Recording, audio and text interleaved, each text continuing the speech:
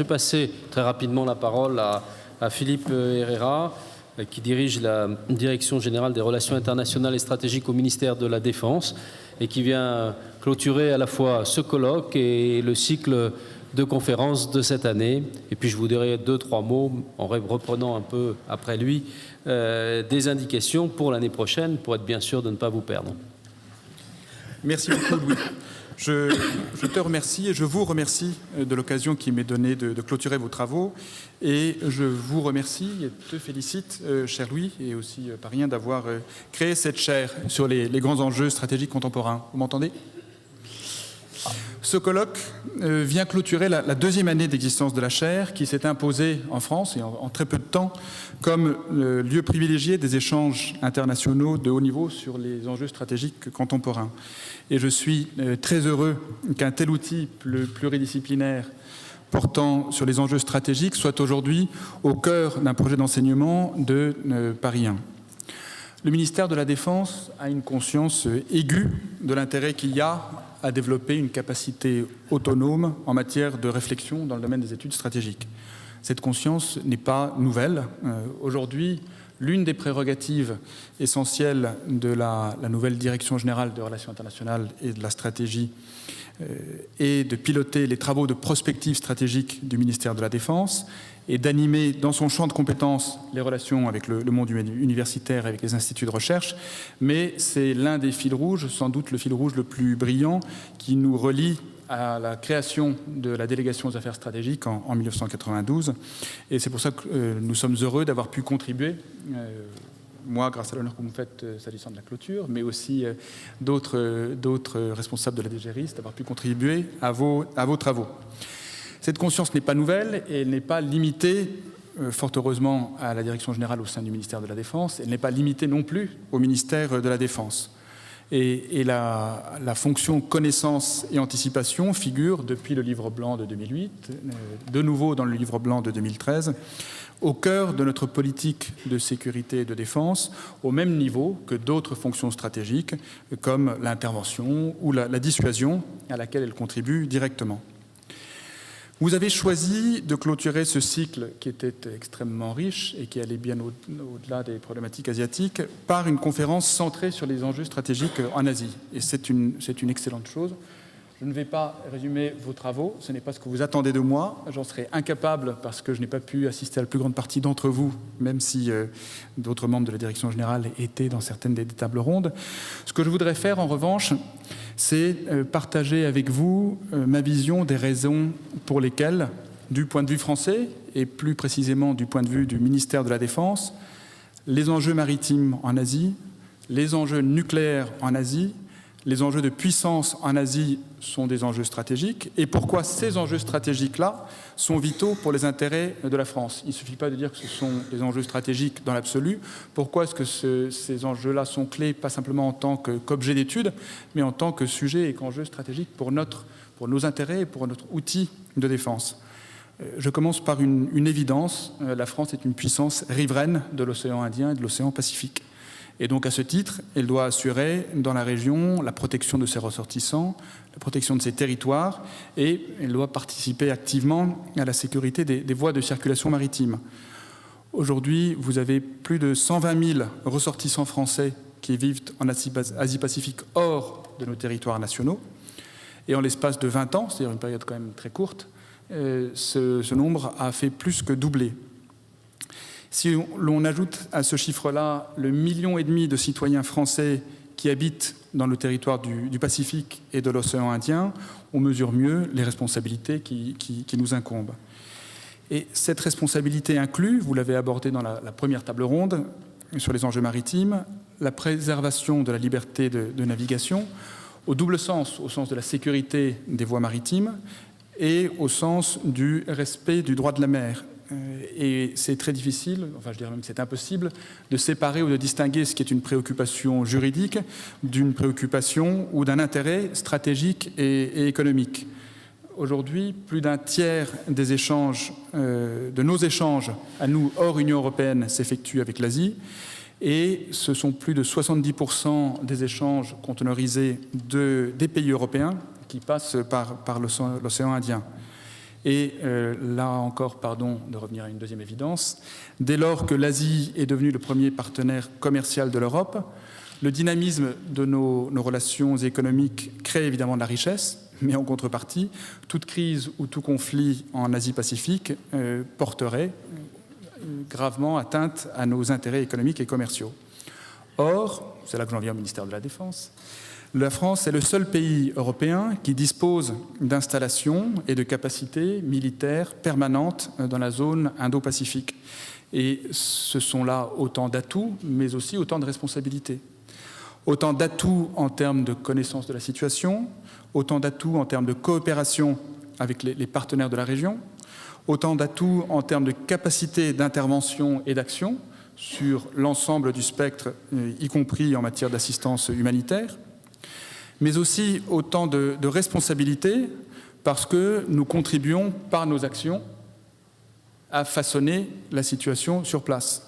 Et des choix aussi banals en apparence que le choix des routes que prennent nos bâtiments de guerre lorsqu'ils sont dans la région, que le choix des escales qu'ils font, contribuent directement à défendre la liberté de navigation, puisque celle-ci, c'est bien connu, ne sert que si l'on ne s'en sert pas.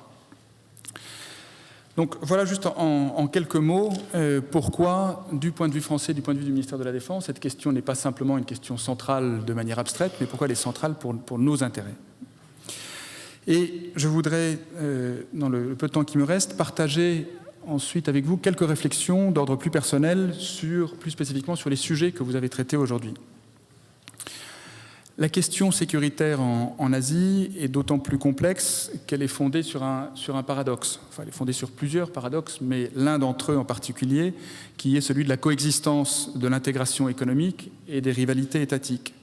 Et Christian Lechervy le mentionnait à la fin de la dernière table ronde s'agissant de la Chine, alors que la région est devenue en l'espace de 2 décennies le principal moteur de la croissance économique mondiale, c'est sans doute la région du monde qui demeure le plus profondément marquée par la persistance de rivalités étatiques fortes et de rivalités étatiques qui, pour une bonne partie d'entre elles, sont directement enracinées, ancrées dans ce qui n'a pas été résolu à l'issue de la Seconde Guerre mondiale ou de la guerre froide.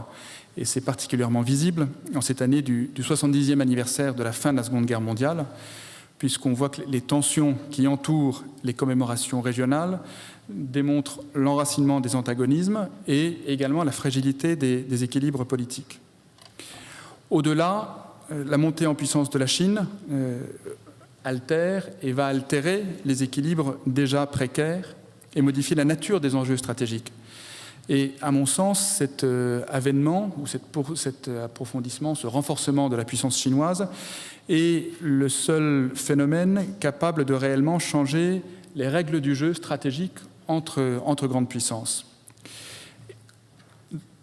Par ailleurs, comme l'ont souligné certains des contributeurs à ce colloque, cette montée en puissance de la Chine n'est pas un processus linéaire et n'est pas dès lors un processus prévisible, parce qu'il est influencé par des facteurs internes, mais aussi par des facteurs externes, comme l'action des États-Unis en premier lieu, ou du Japon, ou de la Russie, des puissances régionales d'autre part. Et c'est bien l'interaction entre ces facteurs internes et ces facteurs externes qui rend cette prévision difficile. Et il suffit de prendre 2 des facteurs internes clés que sont le sentiment nationaliste et la croissance pour voir qu'ils sont eux-mêmes étroitement dépendants de l'interaction externe pour mesurer la complexité et la difficulté de la tâche. Pour autant, je crois que même si la voie de la coopération entre les États-Unis et la Chine est fondamentalement étroite, parce qu'ils incarnent aujourd'hui 2 projets politiques différents, parce qu'ils ont des intérêts potentiellement divergents, il n'y a pas pour autant de fatalité dans la conflictualité. Mais dans le cas des conflits de souveraineté, en mer de Chine du Sud par exemple, c'est bien l'absence de réelles négociations, ou c'est même l'absence de simples discussions dans un cadre multilatéral accepté par tous, et le refus des arbitrages qui génèrent une instabilité latente. Et à l'inverse, c'est la poursuite de la politique du fait accompli qui porte en elle les germes des conflits à venir.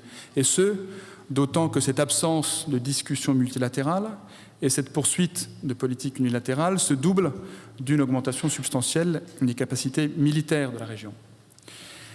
Ces conflits et ces tensions classiques ou conventionnelles se doublent, et cela a été abordé dans la deuxième table ronde sur le fait nucléaire, se doublent de tous les risques et de tous les dangers liés aux facteurs nucléaires.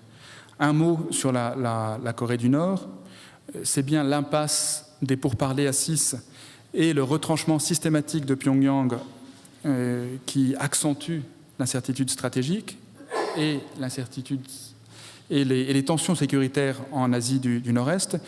Et on doit malheureusement de moins en moins réfléchir au sujet nord-coréen comme un sujet de prolifération, comme nous avons eu l'habitude de le faire, et de plus en plus y réfléchir comme un sujet comme un sujet lié à l'impact régional et international de l'arsenal nucléaire et balistique de ce pays. Et à peine 20 ans après la signature de l'accord cadre avec la Corée du Nord sur l'encadrement de son programme nucléaire civil, je crois que c'est utile d'avoir ce fait-là à l'esprit quand on pense à d'autres crises de prolifération aujourd'hui, en particulier au Moyen-Orient. À un autre niveau, le développement des capacités balistiques et nucléaires chinoises et l'opacité entretenue par Pékin sur les caractéristiques de ces programmes, en termes quantitatifs et en termes qualitatifs, si elle n'est pas nouvelle, constitue, à mon sens, une entrave au développement de mesures de confiance et à l'établissement d'un dialogue plus ouvert sur la dissuasion. Et enfin, en termes de menaces transverses, au-delà du sujet nucléaire, la persistance dans certains cas et la naissance dans d'autres de filières terroristes transnationales, le développement des activités cyber, allant de la cyberguerre au cyber-djihadisme en passant par le cyberespionnage, constitue une dimension cruciale des dynamiques sécuritaires régionales. Ces sujets-là ne sont pas spécifiques à l'Asie, mais ils se développent en Asie avec une acuité particulière. Voilà, en quelques mots, c'est dans ce contexte stratégique-là que la France entend apporter sa contribution à la sécurité régionale en Asie. La France, que nous avons décrite dans le dernier livre blanc comme une puissance moyenne mais à responsabilité mondiale, et une puissance moyenne à responsabilité mondiale ancrée en Asie. Une France qui s'engage auprès de ses alliés et de ses partenaires. Une France qui ne s'en cache pas, soucieuse de défendre ses propres intérêts nationaux et européens, qui est fidèle à ses engagements, qui est pleinement engagée dans la lutte contre la prolifération et qui est profondément attachée au respect du droit international et en particulier à la liberté de navigation. Et pour assumer toutes ces responsabilités, il est essentiel pour nous, ministère de la Défense, et même pour nous, plus largement, gouvernement français, je crois, de renforcer nos outils de réflexion et nos capacités d'analyse sur la région Asie-Pacifique. Nous le faisons pour partie avec nos propres capacités au sein de l'administration et du ministère de la Défense, mais nous ne pouvons pas le faire efficacement et utilement sans faire appel à la richesse et à la diversité de ressources extérieures à l'administration et sans le faire dans le cadre d'un dialogue. Et voilà, au fond, cher Louis, la raison pour laquelle un colloque comme celui-ci et au-delà une chaire comme celle-ci sont pour nous aussi indispensables et aussi précieux. Je vous remercie. Merci beaucoup, Philippe. Merci d'avoir rappelé, alors qu'évidemment notre politique de défense est aujourd'hui axée sur des théâtres d'intervention plus proches, l'Irak, la Syrie, les problématiques ukrainiennes, les problématiques de l'Afrique. En tout cas, on voit bien où se concentre, en tout cas, la tension militaire ou les inquiétudes. Que pour un pays, la réflexion stratégique n'est pas bornée à l'usage de son appareil militaire, mais implique l'ensemble de ses instruments économiques et que, y compris d'ailleurs pour les usages militaires et notamment en ce qui concerne la dissuasion, notre univers n'est pas stratégiquement borné à des théâtres de crise sur lesquels nous intervenons plus directement à travers notamment des engagements militaires. Parfois on l'oublie un peu parce que c'est ce qui fait le plus l'actualité, mais il y a des grandes lignes de fond d'un monde qui change. Et évidemment, ce cycle de conférences a montré combien tout ce qui se passait en Asie était déterminant sur ce qu'allait être plus généralement l'avenir de la planète, mais aussi très largement une partie de notre futur, tant les implications sont fortes sur nous-mêmes. Merci donc de l'avoir rappelé. Je voudrais dire à ceux qui ont participé à ce colloque, qui retrouveront les actes de ces interventions, de ces tables rondes, dans le numéro supplémentaire de juin de la Défense nationale. Et je remercie son directeur, le colonel Pélis Randy, de nous accueillir cette fois encore dans ces pages. Je voudrais dire aux 2000 inscrits aujourd'hui dans la chaire que dans la période qui va nous séparer de cette conclusion, il faut bien qu'un cycle s'arrête, il y en aura un autre l'année prochaine, mais la chaire reste active, notamment, vous le savez, à travers Internet, le lien que vous avez sur le site. C'est d'une part pour retrouver, si vous le souhaitez, les interventions qui sont enregistrées, mais aussi à travers toute une série d'activités. Et j'ai évoqué notamment les bourses, les aides à la recherche qui impliquent, pour ceux qui le souhaitent, et notamment pour les chercheurs, de répondre aux campagnes que l'on a lancées de façon à soutenir leurs actions de recherche, que ce soit au niveau de master, de doctorat ou de post-doctorat. Je le dis, c'est important. Les mois qui vont nous séparer de la reprise du cycle l'année prochaine vont être des mois où on va structurer l'offre, notamment pour les étudiants en termes de master, pour établir un parcours qui soit mieux établi entre les diverses UFR qui participent à ces parcours ou à ces programmes pluridisciplinaires, le droit, l'histoire, la géographie, la science politique. C'est important, avec notamment, vous le savez, une proposition de nouveaux masters qui vont être créés à la rentrée. L'ensemble de ce programme s'inscrit, le président Boutry l'a dit dans son discours inaugural, dans le cadre d'une convention que l'on souhaite passer avec le ministère de la Défense, qui implique que nous soyons capables d'affiner, nous aussi, d'améliorer notre offre pour répondre au mieux à cette demande que tu exposais d'ailleurs dans l'entrée de ton propos, D'ores et déjà, on peut dire qu'on s'oriente bien vers la consolidation d'un doctorat professionnel qui pourrait être proposé notamment aux auditeurs ou aux stagiaires de l'école militaire, à l'instar de ce que l'on a fait déjà à Paris en instituant un doctorat professionnel un peu à titre de test dans des secteurs tels que par exemple l'histoire de l'art, où on le propose aux étudiants de l'Institut national du patrimoine. Donc on va développer cette logique spécifiquement tournée vers notamment les militaires ou vers des personnels qui ont une pratique dans ce secteur et qui pourraient être intéressés à valider à la fois par l'expérience et par la recherche un doctorat. Nous allons le faire dans la consolidation de masters professionnels qui existent, comme il en existe notamment avec la DGA. Et puis, nous allons être en mesure de répondre. Il y a ici, je dirais, une très large palette de gens capables de se mobiliser sur ces sujets vers des appels d'offres thématiques qui pourraient être donnés en ce qui concerne l'Afrique, le Moyen-Orient. Dans le cycle intervenait notamment le professeur Doronsro, qui est un spécialiste de la question de la zone irako-syrienne, et puis la dissuasion. Voilà ce que je voulais dire. Je voulais aussi vous indiquer que nous avons établi des contacts avec de nombreuses universités à l'occasion de ces deux cycles et que nous allons consolider encore nos rapports de coopération. C'est bien aussi pour les échanges d'étudiants avec Stanford, avec Columbia, avec Hokkaido, avec l'université de Reading, avec le King's College, avec Tel Aviv notamment. Voilà ce que je voulais vous dire en quelques informations pratiques pour conclure, et en vous rappelant que l'année prochaine, le cycle sera positionné sur l'ensemble des défis spatiaux comme une des thématiques, la problématique de l'espace dans tous ses aspects, défense antimissile, aux espaces, à des données concernant la domination, la supériorité spatiale, mais toute l'aventure spatiale. Et puis la deuxième thématique sera une thématique géographique, et elle sera centrée sur l'Asie centrale, le sous-continent indien et le Moyen-Orient. Philippe, merci d'avoir conclu ce colloque et ce cycle. Et je vous dis à tous à très bientôt, l'année prochaine.